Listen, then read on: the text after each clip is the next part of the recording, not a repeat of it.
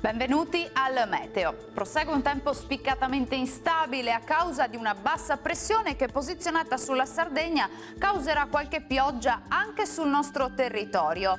La situazione nel dettaglio.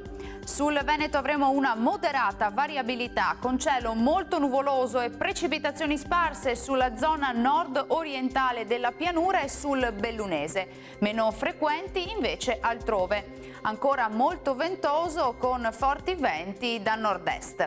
Temperature in ulteriore lieve aumento, minime comprese tra 10 e 12 gradi, valori massimi oscillanti invece tra i 14 e i 16 gradi circa. Ci spostiamo ora sul Friuli Venezia Giulia, dove avremo piogge piuttosto diffuse un po' dappertutto, localmente anche di moderata intensità.